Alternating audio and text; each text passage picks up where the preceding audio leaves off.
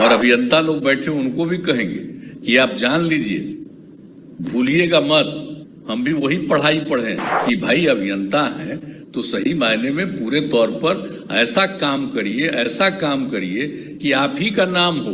तो उस इलाके में इंजीनियर लोगों को कितना सलाम करता था सब। मेंटेनेंस का काम डिपार्टमेंट को करना हम ये बार बार सुझाव दे रहे हैं।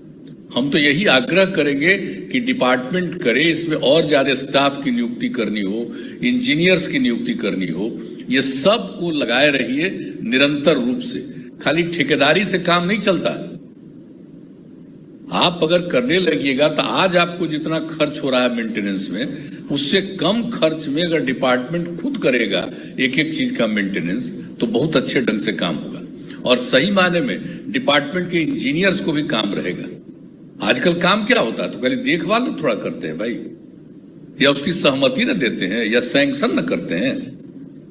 करने का काम तो ठेकेदार करता है, तो फिर अगर ये इसके देखभाल के लिए भी और मेंटेनेंस के लिए भी ठेकेदारी होगा तो वो उतना अच्छा नहीं होगा। बार बार करते हैं हम तो दोनों विभाग को, और जो पथ ये इसमें भवन निर्माण है उनको भी हमने कहा कि भाई ये मेंटेनेंस का काम करिए। हम प्रार्थना करेंगे, देखिए आप लोग जरा तेजी से काम करवाइए।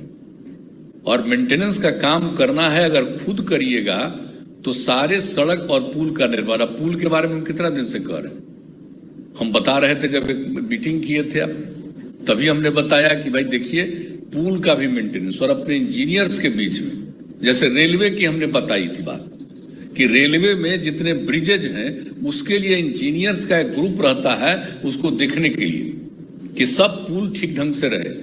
तो उसी तरह से हमने सुझाव दिया था कि हम लोगों को अपने पुल को भी हर तरह से देखना, मेंटेनेंस का काम करना। बुरा करके सिर्फ एक मेरा अनुरोध है, और वो अनुरोध है मेंटेनेंस का, और किसी चीज का नहीं। बनाइए और उसका मेंटेनेंस करिए, और डिपार्टमेंट ही डिपार्टमेंटली करे। मेरी बात अगर गौर से सुन लीजिए और ध्यान दीजिएगा। शुरू में देखिए हम भी इंजीनियरिंग पढ़े, लेकिन हमारे साथ पढ़े हुए इंजीनियर तो कब के रिटायर कर गए। हम केंद्र में अटल जी ने हमको बनाया था रेलवे का काम, तो इंजीनियरिंग का सबसे बड़ा डिपार्टमेंट तो वही है ना। तो पढ़ाई से लेकर के, और हमारे जो साथी पढ़ करके चीफ मुख्य तक होते हुए अपना रिटायर किए हैं कितने लोग, तो सबसे हमारी बात होती रहती थी, समझ गए ना।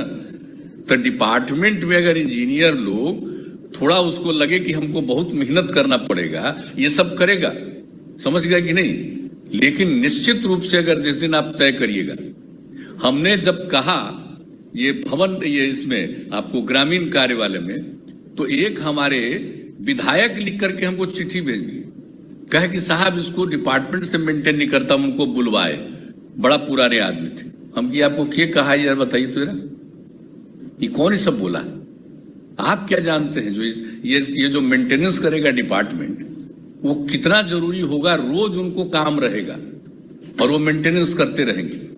और जब हम लोग इसको लोक शिकायत निवारण कानून में भी डाल दिए है, अगर मेंटेनेंस नहीं होगा तो जिम्मेवार वो रहेंगे, इसलिए जरूर मेंटेनेंस होगा। तो जिम्मेवारी भी दीजिए। इसलिए हमारा आग्रह होगा भाई, अब हम तो यही कहेंगे आप सबसे, अमृतलाल मीणा जी से, जब अमृतलाल मीणा जी तब बहुत दिन आप काम किए हैं, अब आप जाने वाले, लेकिन कुछ करके जाइए, हम यही कहेंगे। ये सब जो डिपार्टमेंट वाला हम कह रहे हैं, ये कर लीजिए कि डिपार्टमेंट ही करेगा। सब लोगों को समझा बुझा करके और डिपार्टमेंट के माध्यम से भी इसको करिए। ग्रामीण कार्य वाला तो बहुत आगे इसमें मेंटेनेंस वाले काम के लिए भी बढ़ा है, लेकिन आपसे भी हम आग्रह करेंगे पथ निर्माण में कि ये काम जरूर कर दीजिए। मेरा यही आग्रह है। और बाकी जो आप सब काम करते हैं, मुझे खुशी है।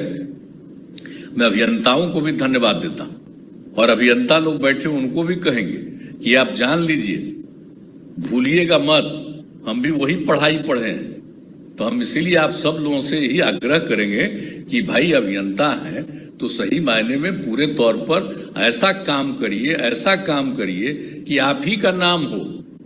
और आप जानते हैं कि हम लोग अपने इलाके में जब से रहे एमएलए एमपी, कई काम करवा देते थे, तो उस इलाके में इंजीनियर लोगों को कितना सलाम करता था सब।